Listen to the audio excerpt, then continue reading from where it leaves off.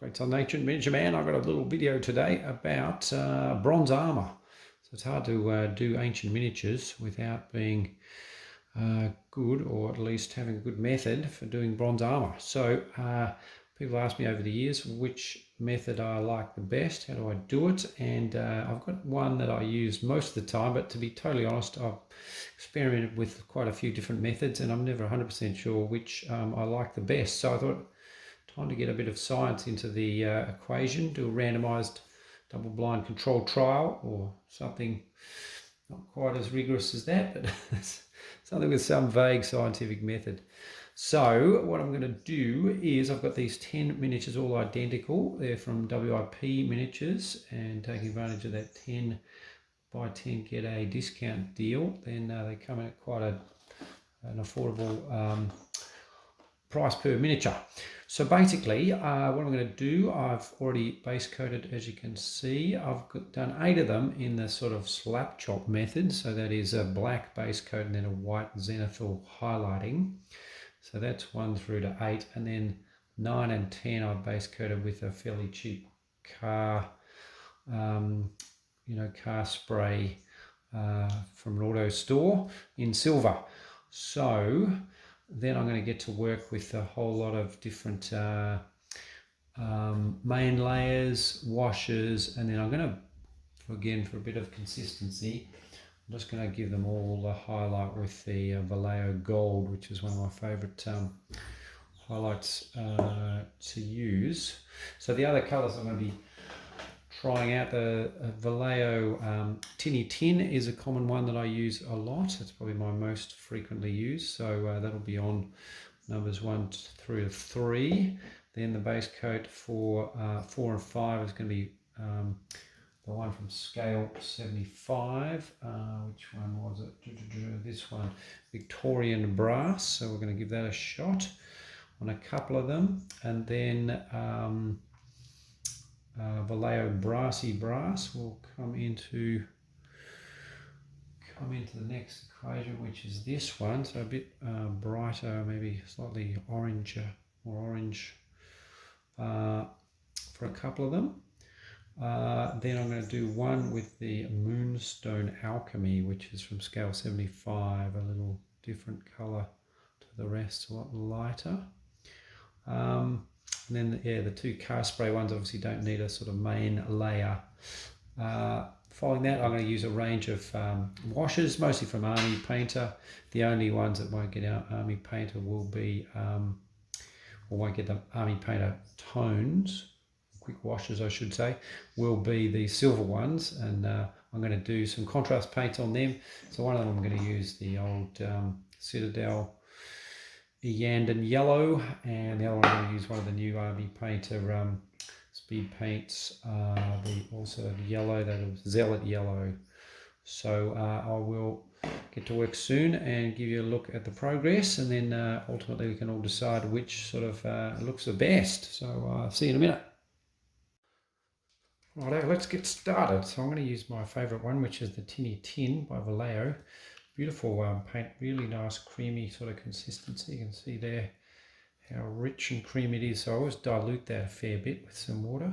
A few sprays there, and so what I'm aiming to do is to get it on fairly thinly, so that we're retaining a hint of that underlying colour difference between the dark and the light. Don't want to sort of obscure all that with a thick creamy coat of Tinny Tin. So we'll whack it down, not being super careful, but just on all the armoured areas around that cuirass. A nice simple bell one, so it'll be pretty easy to paint here. Whack a bit on the greaves and on the helmet. That's probably about it. And when you water it down, it just flows really very easily and very smoothly on. So that little squidge I put out there, probably enough easily for these 3 figures. Are all going to have this as their primary metal coating. So that's his armour done already, body armour. Let's do the helmet here.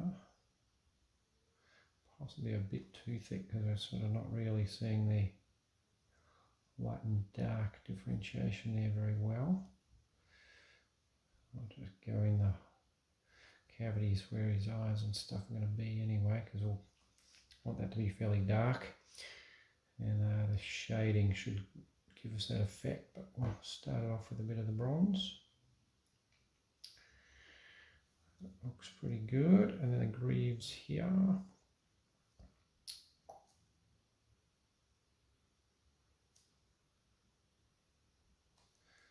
She discovered a couple of other nice metallic paints. I was fossicking around in my cupboard that I must have got on sale sometime. I haven't even opened them, so I'm going to put them on bonus figures number 11 and 12, and I'll show you them at the end as well. For now, I'll stick to the relatively consistent scientific method here. Right, so there's one guide done. Basically, I'm going to do the next two exactly the same as this, so I won't make you sit through all that. And I'll bring you back once I've done a few more of the base coatings, and we'll go from there. So here they are, the candidates with their main layer done. So numbers 1 through to 3 were with the Vallejo Tinny Tin, as per this guy. So you can see it's a fairly dark bronzy colour. Then 4 and 5 with a scale 75 Victorian brass. A lot lighter, a lot more golden sort of look to it. Then we've got 6 and 7 with the Vallejo brassy brass. Kind of more reddish tint to that one, also quite a goldy colour. And then number 8 was the only one that got the scale 75 Moonstone, which is a much whiter goldy colour, whiter, creamier goldy colour. Interesting.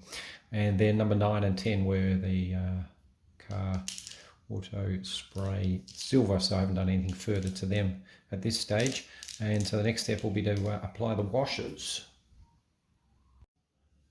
Righto, it's time to start on the washes. So these are the Army Painter Quick Shade washes. I've already done the strong tone on number 1, so I'm going to put a bit of the bronze, or sorry, flesh wash on number 2, which you might see I've labelled bronze wash because I've used that on bronze. I actually like it better as a wash for bronze than I do for the skin. So just with a sort of medium-sized brush, nothing very delicate here, just slopping it on really over all the bronze armour. Need to be a bit more generous with that one. You see it gives quite a nice warm tone to the bronze, more so than the dark tone on that one. This brings out the shine a bit more. Let's put a bit more down here. So a bit more settling at the base of that cuirass. Maybe on the sword pommel and around the greaves we go. So it literally takes about a minute per figure maximum. There's the dogs barking, special skill barking during every video.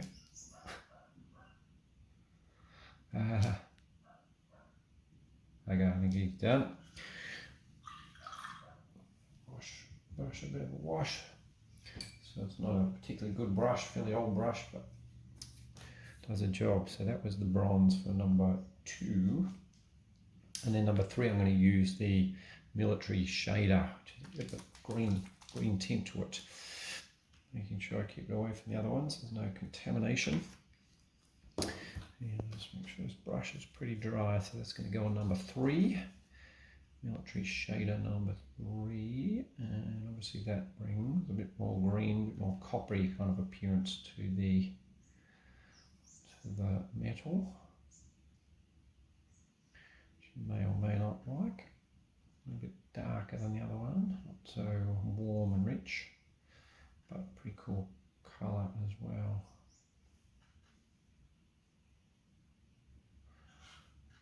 here.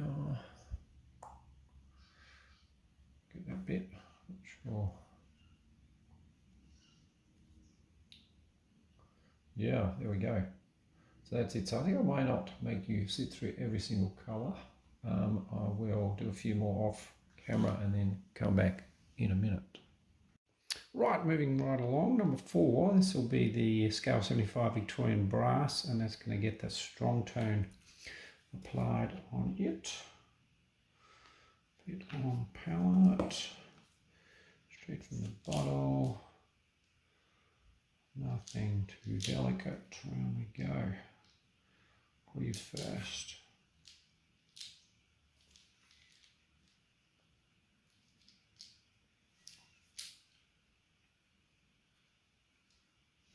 Actually, while I'm doing this shade, I might skip on to number 6, I think it is, which is also going to get the strong tone.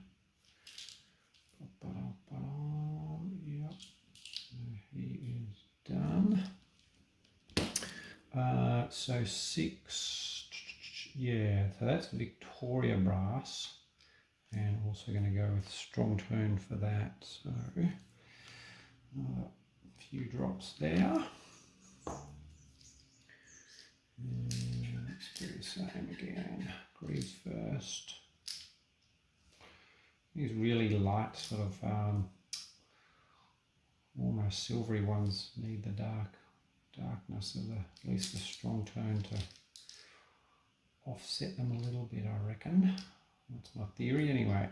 We'll find out.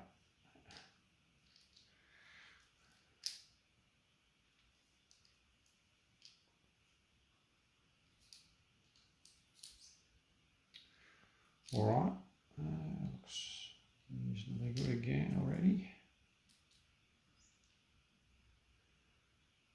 Okay, let's move now back to number 5, which is to be the Army Painter Purple.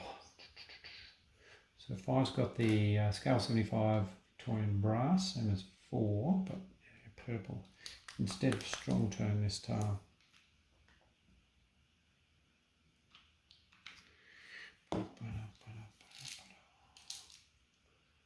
Greaves first.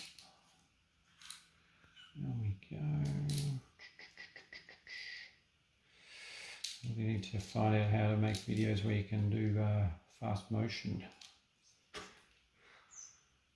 basic program doesn't seem to have that capability. If anyone's got any good tips on what sort of good programs they use to make videos, I would be interested in upgrading my performance. That looks interesting, that purple. Not like that. Not too thick actually. I'll just drag a little bit off some of these spots where it's pooling. And okay, nice one. And that's the only go for purple. So I'll just pause there and I'll be right back. Righto, so the next one is the number 7, which has had the Vallejo Brassy Brass on it, and we're going to use the Army Painter Military shade this time. It's the greeny one. There is a shade called green as well, which is maybe slightly some more browny green, I guess, as you imagine, with a military shade up. Quite a khaki colour, but heading in that direction.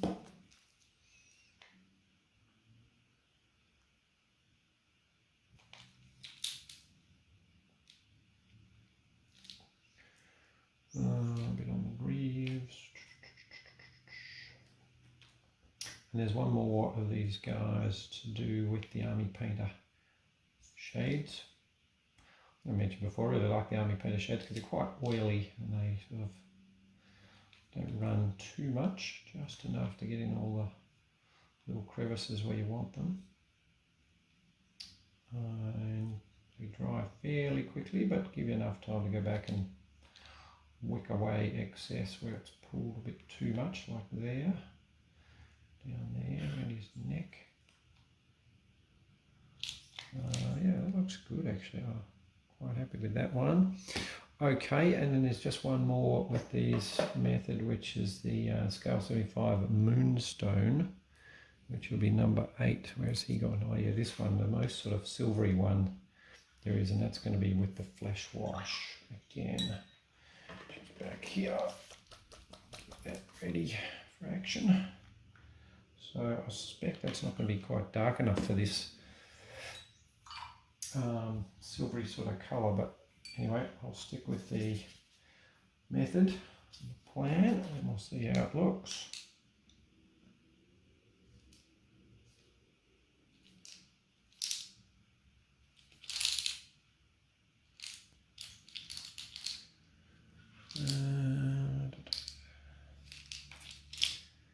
Yeah, it's definitely very much on the light side, but might be good. Anyway, that's why we're experimenting. See if we can find something a bit different. Looks pretty cool. It doesn't look bad. Just a bit lighter than the other guys.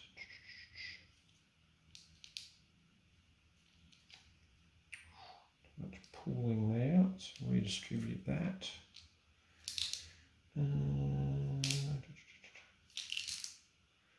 Yeah, okay. He's done, and then the last thing is to use some of these washes, quick shades and speed paints and stuff on the silver auto guys. So I will come back with that in a sec. 9 and 10. 9 gets the Citadel Ugandan yellow. What do you call it? Contrast paint, yeah.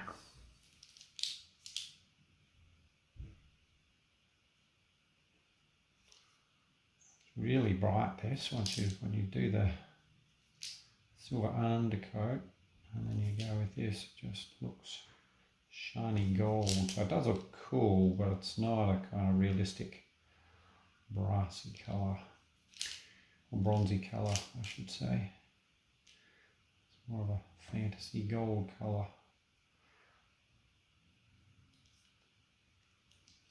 We'll persevere for the sake of the experiment. Bring that all the way around.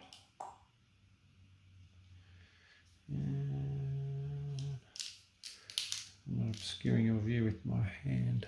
Probably am. I'll put the timestamps on it so you can zip through this if you just want to see the final results. And yeah, it looks pretty good, I'd say. Oh, missed a bit down there, a bit under there. Okay, and then the lucky last will be the Zealot Yellow Speed Paint by Army Painter. This is the first generation of speed paints, and you know they've got a second generation out now.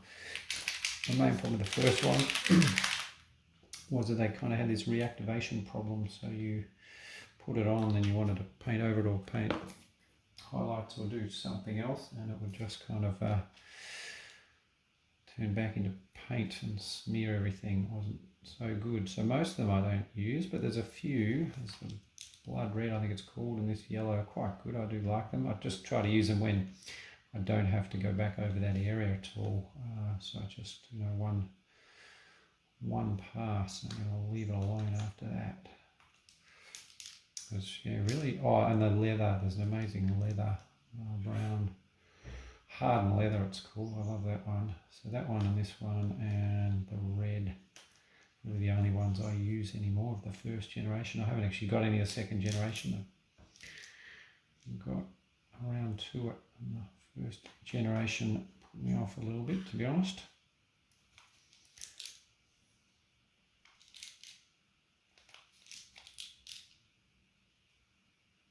I haven't got the new Fanatic range of Army Painter guys, paints either. They could be quite useful. And they do have some nice metallic,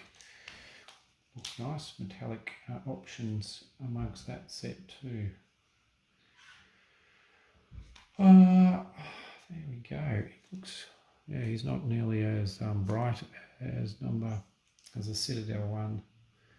So that's looking more promising to me. Anyhow, let these guys dry and then we'll come back with a little bit of the gold highlight and then we'll be ready to view them. Final step now, just going to put a very light dry brush of this Vallejo gold on top of what we've already done with everyone. So I'll just go through the first couple and then I'll do the rest without forcing you to sit through that tedium. If you've watched all of it, apologies so far, because I think it hasn't been the most exciting viewing. I really just put that last bit in its entirety just so that I can sort of prove that this was a legitimate experiment. I really don't expect anyone to sit through all of those layers of all those different guys. So anyway, here we go. So as you see, nothing very accurate about this. Very light dry brush all over. It's going to go over the other areas, but that's why I do the armour first, so that you can then go back and go over all the other bits and cover up all the excess little bits of gold. You might have quite enough there.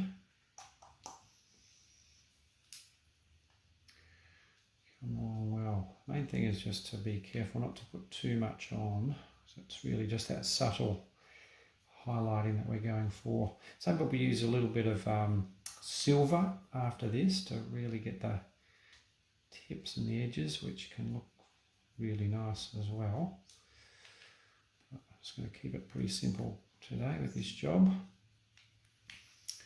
1 and 2. I'll just skip forward a bit. I'm going to do the same to everyone, so it doesn't really matter what order I do them. So one of these guys who's already, these are the, you can see the ones with the auto silver paint underneath. So they're already quite a goldy colour, so the dry brushing with the gold probably won't be nearly so obvious. In fact, it's hardly noticeable at all for that guy. Yeah. Let's try the brighter gold one. That was the Games Workshop Citadel, was it? Or was it the Army Painter number 9? It was. Yeah, it is the Citadel Ugandan yellow.